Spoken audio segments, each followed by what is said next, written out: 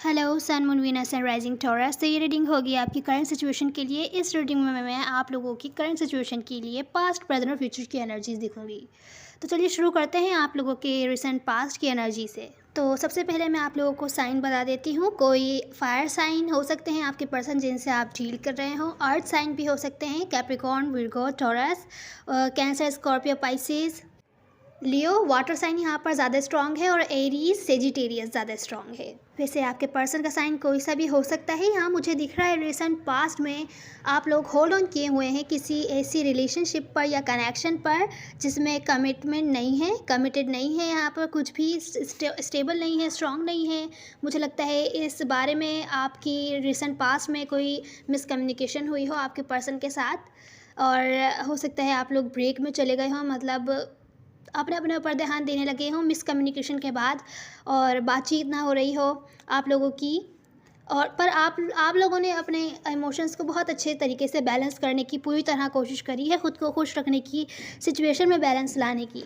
ऐसा हो सकता है आपके बारे में आपके पर्सन को किसी ने गलत इन्फॉर्मेशन दे दी हो जिसकी वजह से लड़ाई झगड़े हुए हों, या आपको गलत इन्फॉर्मेशन मिली हो कहीं से, या कोई गलत गाइड या डाउट ऐसा हो जिसके बारे में ये लड़ाई झगड़े हुए हो सकता है हुए हों रिसेंट पास्ट में।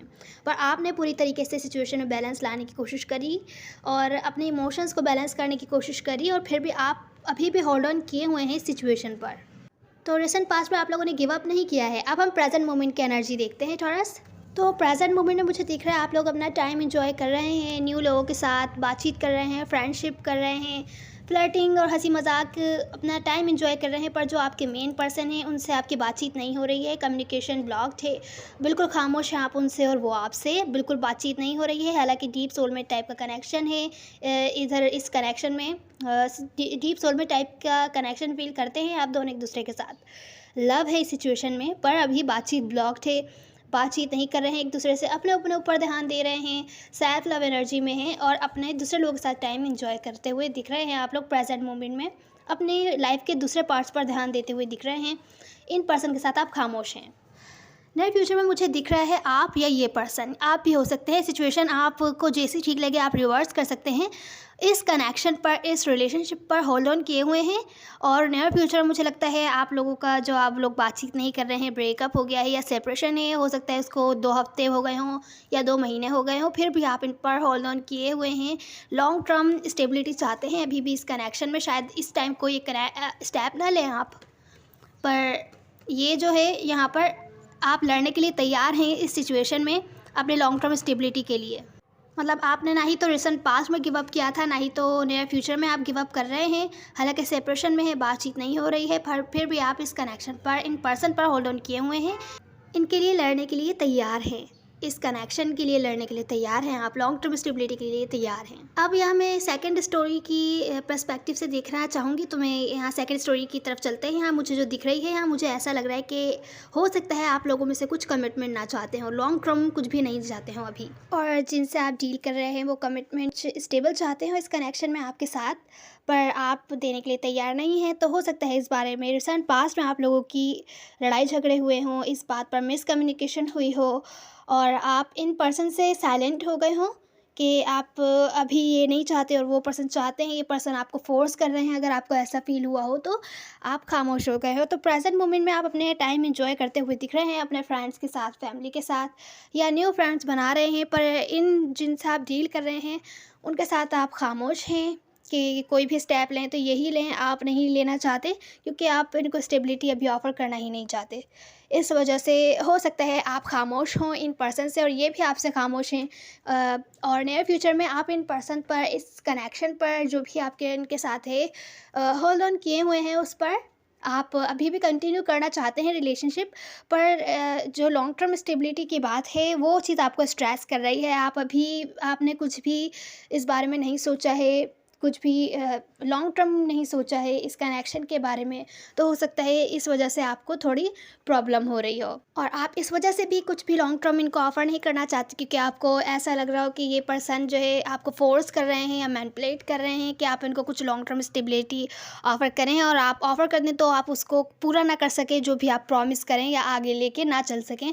इस बात का आपको डर है, तो आप इस वजह से कुछ स्टेप नहीं ले रहे हैं। आप अपनी ही बात पर होल्ड ऑन करके बैठे हुए हैं और आप इनको जाने भी नहीं देना चाहते। तो इस टाइप की सिचुएशन दिख रही है, हो सकता है कुछ लोगों की ये स्टोरी हो। अब हम आपके चैलेंज की तरफ चलते हैं टॉरस। तो टॉरस, इस मंथ का आपका चैलेंज ये है कि ये जो पर्सन जिनसे आप डील कर रहे हैं, आप चाहते हैं आपसे आके माफ़ी मांगें, या इनके साथ आपका कनेक्शन बहुत ही ज़्यादा ऑन एंड ऑफ रहता है, आप ऐसे कनेक्शन में नहीं पड़ना चाहते।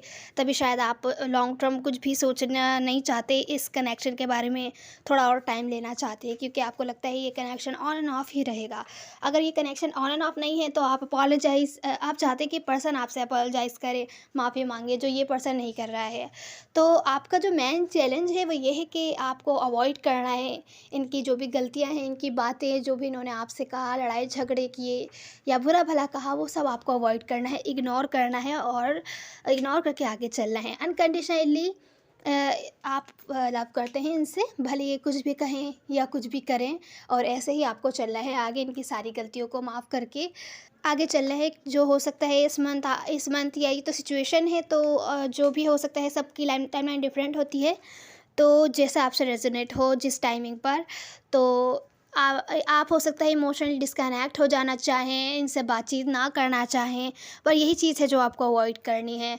आपको जो भी कॉन्फ्लिक्ट्स, लड़ाई झगड़े, या आपको कुछ भी शॉकिंग हो सकता है पता चले, या ये पर्सन कुछ ऐसा काम करे जो आपने एक्सपेक्ट नहीं किया हो इनसे, तो जो भी आपको बुरा लगे उन सबको इग्नोर करके आगे चलना है।